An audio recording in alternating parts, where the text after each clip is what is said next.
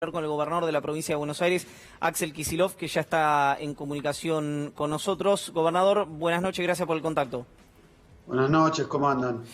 Bien, bueno, arrancamos por el final en realidad para transitar luego hacia lo que es la disputa por la coparticipación. Mirándolo mínimamente en perspectiva, ¿cuál es el balance que hacen de lo que fue el conflicto con la policía?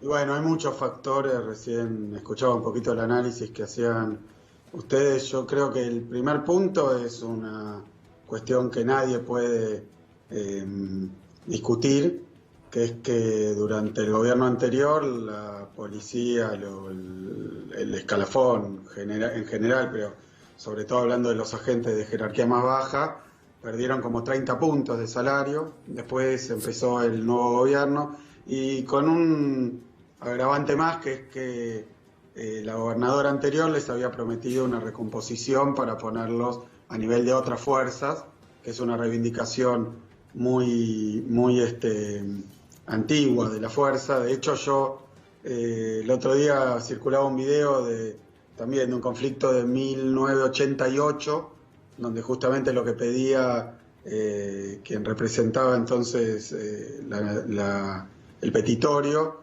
era que se los equiparara con la Policía Federal. O sea que es una reivindicación muy pedida, pero vienen de una época de pérdida de poder adquisitivo. Todos los trabajadores del país, del sector público, de la provincia de Buenos Aires, pero de todos esos subgrupos, la policía de la provincia es la que más había perdido. Y bueno, con la promesa que nunca se cumplió fue al revés, en vez de subirles le bajaron. Después iniciamos el gobierno, lo primero que hicimos en marzo hubo un aumento que fue general para el sector público de 8 puntos, que era un poquito por encima de lo que era lo esperado de inflación en ese trimestre. Y después vino la pandemia, o sea que la cuestión salarial venía con una necesidad pospuesta y creo que eso es lo que le da de alguna manera un plafón de realidad o de legitimidad al reclamo. Primero la cuestión histórica de equipararlo a la Policía Federal y después la pérdida de salario en el gobierno anterior y bueno, en estos meses. Después hay muchísimos factores más. Bueno, claro, a eso quería ir, digamos. ¿Cómo quedó? Porque está claro que el reclamo era justo. Ahora, la manera de rodear la quinta del gobernador, rodear la residencia de Olivos, que está claro que ustedes no lo comparten. ¿Cómo quedó el vínculo con los interlocutores de la fuerza, si es que existían? Porque también otra versión era que estaba muy atomizado entre la provincia, entre el Ministerio de Seguridad y la fuerza, la policía bonaerense en este caso. Sí, yo creo que además las imágenes que se vieron en la televisión mostraban eso, que hubo un reclamo muy fuerte de los escalafones más bajos, pero después lo que es la jerarquía, los oficiales, no estaban participando, por lo menos de una manera activa y abierta. Uno que tiene ya alguna trayectoria en observar este tipo de situaciones, lo que puede decir es que en otros casos los representantes eran en general uniformados de los reclamos y en este caso había algo de eso, pero básicamente en esas concentraciones era gente que no estaba de servicio, estaba de franco o familiares, no el general, pero en general, pero eso me parece que marcó un poco la característica especial de esta situación, que fue un reclamo de los sectores más bajos del escalafón salarial, que siempre sostuvieron, por lo menos en su gran mayoría, que era una cuestión salarial. Después, obviamente, lo de la forma, hay cosas que no se pueden hacer, y eso, bueno, es justamente lo que generó tanto repudio, ¿no? Lo que vos mencionabas, que no se puede hacer, el uso de patrulleros no se puede hacer, y bueno, se resolvió a través de una mejora que no es solo una cuestión de ahora de la coyuntura, sino algo que venía pidiendo la policía de la provincia de Buenos Aires, y yo no lo quiero poner solo desde el punto de vista del reclamo. Nosotros vinimos acá a hacer una transformación de la seguridad en la provincia que no se hace mucho tiempo, pero una precondición es que los salarios sean algo que se pueda por lo menos decir sin tener que taparse la cara, ¿no? Gobernador, buenas noches. Fernando. Si no es muy difícil reclamarle todo lo que uno quiere esperar y la sociedad misma de la policía de la provincia de Buenos Aires o de cualquier policía, si los salarios son imposibles de formular en comparación con cualquier parámetro. Gobernador, buenas noches. Fernando Soriano lo saluda. En relación con las formas de la protesta le quería preguntar, porque además uno de los puntos que habían puesto como prioridad los que reclamaban era que no hubiera sanciones. En relación con las formas, digo, esta protesta armada, con armas de la democracia y patrulleros, ¿puede haber sanciones para los policías que participaron de esta protesta? Y la segunda pregunta es si usted está a favor o cree, porque la biblioteca en este sentido está dividida, incluso dentro del propio gobierno, según entiendo, ¿usted cree que la sindicalización puede aportar, digamos, una discusión un poco más horizontal sobre los reclamos de los trabajadores o de los policías en tanto trabajadores? Nosotros cuando llegamos jerarquizamos dentro del Ministerio de Seguridad un área que estaba muy olvidada, que tiene que ver con el bienestar de la fuerza, donde hay diferentes mecanismos por los cuales los efectivos se pueden expresar y comunicar sus necesidades. La cuestión de la sindicalización, que se viene discutiendo hace tanto, por ahora lo que hay claramente es un fallo de la Corte Suprema que lo impide. O sea que hoy la jurisprudencia dice que no se puede, más allá de opiniones. Y después con respecto, perdón que tengo abierto algo que hace ruido. Bueno, las delicias de la cuarentena. Ahí está. Perdón. Y después con respecto a cómo se va a actuar, y bueno, yo sé que hay algunas denuncias ante la justicia y después también dentro de la policía se estarán viendo las situaciones. Por eso yo creo que hay una parte de la protesta que tuvo que ver con agentes en actividad, el grueso tuvo que ver con exonerados o con familiares o con heridos o con personal en otras circunstancias que no tiene la obligación que sí la tiene quien está activo, ¿no?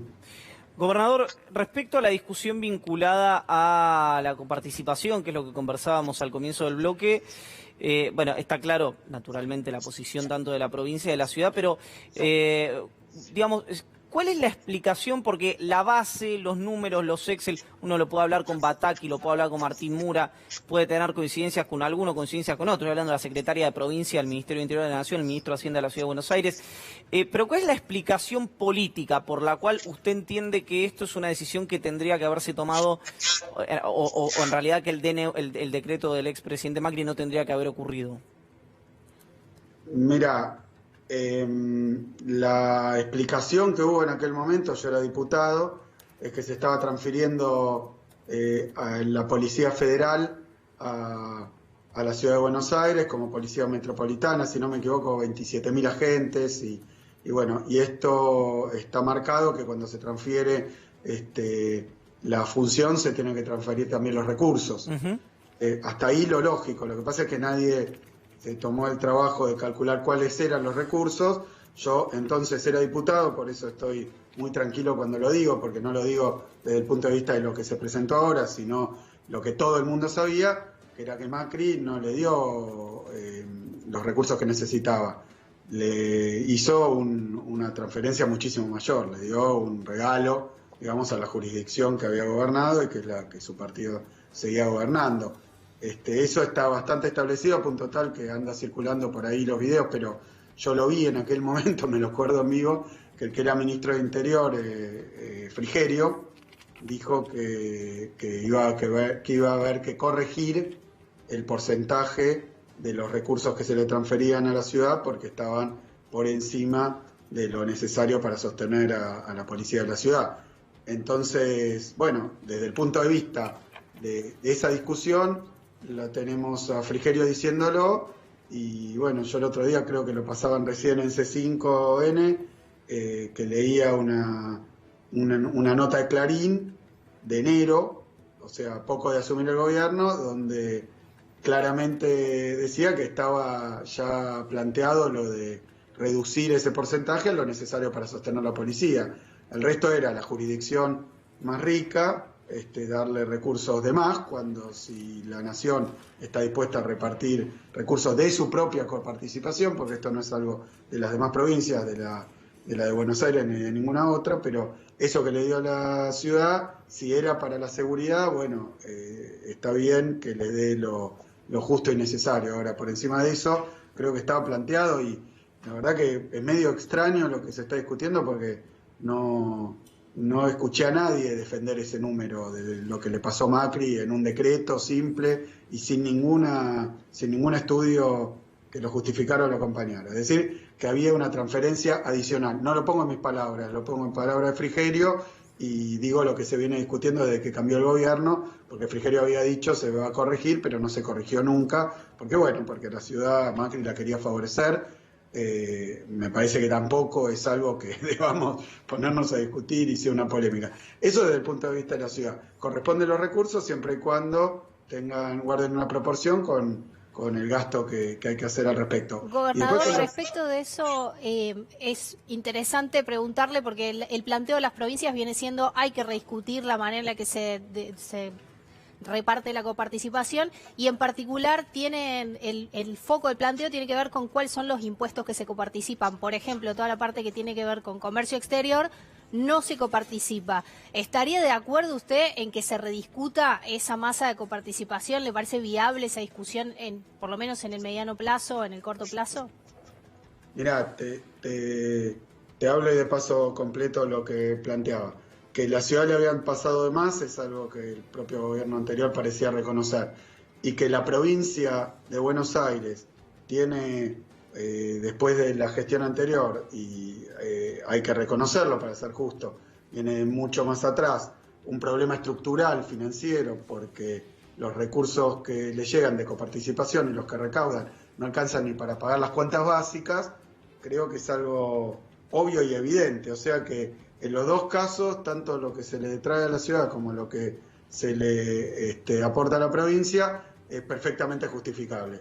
Y ahí está terminado el tema, no hay mucho más para discutir. Después viene lo que vos planteabas o lo que uno siempre puede especular, si conviene aumentar los recursos que se participan, reducirlos.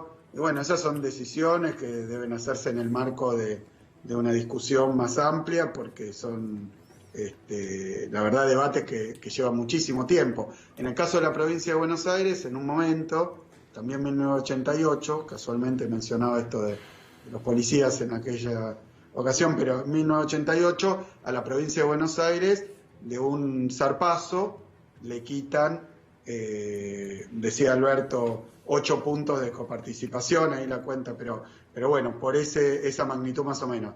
Y a partir de ese momento, a la provincia, que es la provincia más grande en población, yo dije, es la provincia más rica también en generación de recursos, y de riqueza y de valor, pero tiene un gobierno pobre. Hace muchísimo tiempo no pagan ni las cuentas básicas.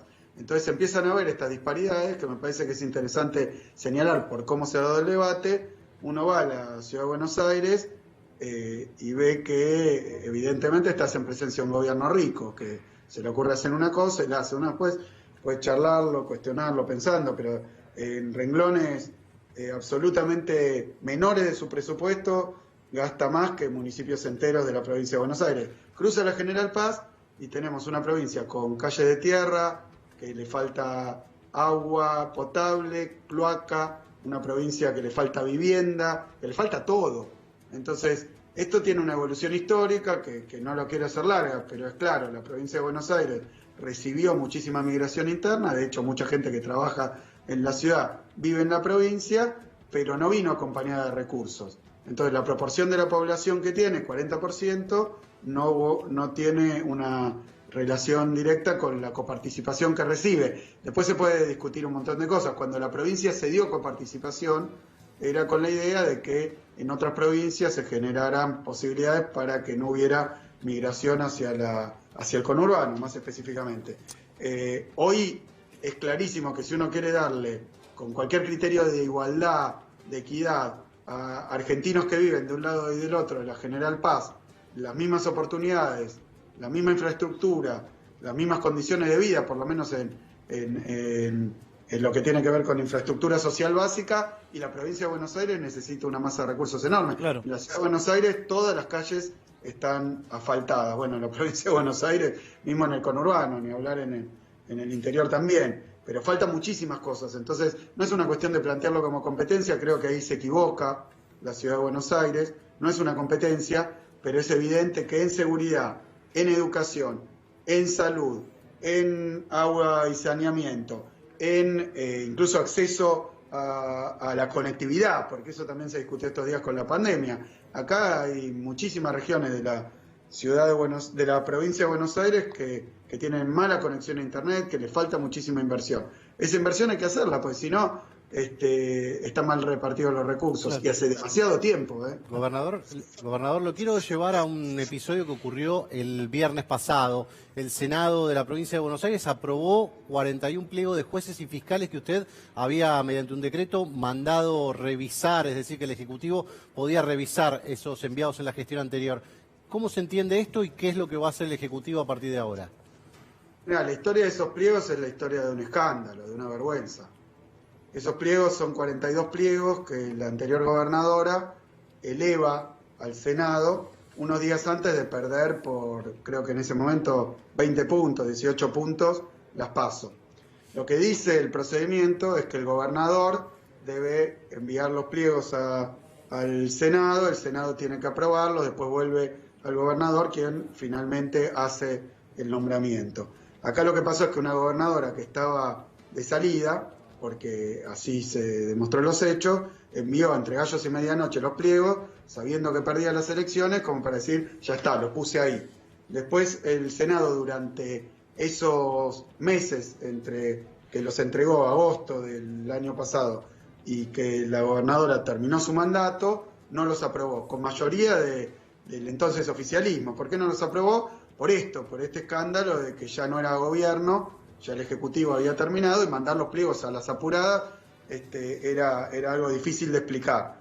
Quedaron ahí, ni bien asumimos, pedimos que esos pliegos volvieran al Ejecutivo para hacer que todavía no estaban a votación, pedimos que volvieran al Ejecutivo para que el Ejecutivo tomara la decisión que le corresponde democráticamente, y no lo hicieron nunca, y ahora unas semanas el Senado los puso en el orden del día, disponiéndose a votarlo. Entonces yo lo que hice fue enviar por decreto una solicitud, lo hice muy respetuosamente, de que, teniendo en cuenta que esos pliegos habían sido elevados por una gobernadora que ya no está, y que cuando lo hizo ni siquiera mientras seguía los pudo aprobar, que volvieran. Y bueno, y eso, como todo, digamos, después iba a ser sometido a un reexamen, porque incluso entre esos 42 pliegos, uno de los que habían elevado es una persona que está presa.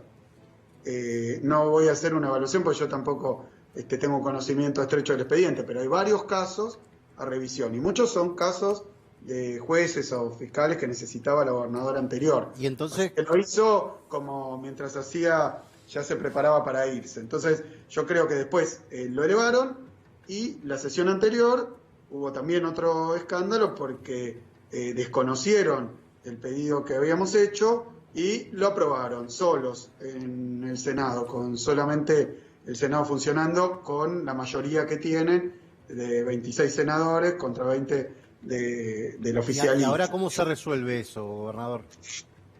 No, la verdad que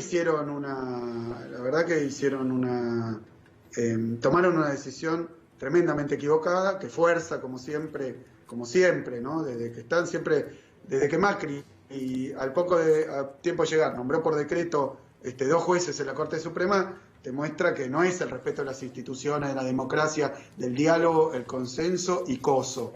No es eso. La verdad que es otra cosa. Gobernador, muchísimas gracias por el contacto, ha sido muy gentil.